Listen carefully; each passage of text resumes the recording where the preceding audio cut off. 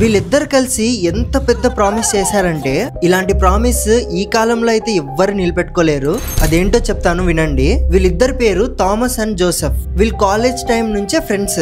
అప్పుడు వీళ్ళకి లాటరీ కొనడం ఒక పిచ్చి అన్నమాట. ఆ టైంలో వీళ్ళిద్దరు ఏం ప్రామిస్ చేసుకున్నారంటే లాటరీ మన ఇద్దరు ఎవరు గెలిచినా హాఫ్ పంచుకుందామని ప్రామిస్ చేసుకున్నారు. అప్పటి నుంచి ఎవ్రీ వీక్ వీళ్ళు లాటరీ తీసుకుంటూనే ఉన్నారు. అలా చేస్తూ కొన్ని సంవత్సరాలు గడిచాయి. కానీ ఇద్దరులో ఎవరే గానీ లాటరీ అనేది గెలవలేదు. జోసెఫ్ ఏమో 60 years ప్లస్ అయిపోయాడు అండ్ వర్క్ నుంచి రిటైర్మెంట్ కూడా తీసేసుకున్నాడు. అప్పుడే థామస్ ఒకరోజు ఫోన్ చేసి నీకు $11 million అంటే 94 కోట్లు గిఫ్ట్ గా ఇస్తున్నాను అని చెప్పాడు. అప్పుడు జోసెఫ్ ఏమో జోక్ చేస్తున్నాడు అని అనుకున్నాడు. కానీ అది జోక్ కాదు. నిజంగా థామస్ 188 crores లాటరీని గెలుచుకున్నాడు. గెలుచుకునేదే కాకుండా మా ఫ్రెండ్ జోసెఫ్ తో పంచుకున్నాడు కూడా. ఇలా 28 years ముందు చేసిన ప్రామిస్ తమ ఫ్రెండ్ మర్చిపోలేదు. ఇచ్చిన మాటని నిలబెట్టుకున్నాడు.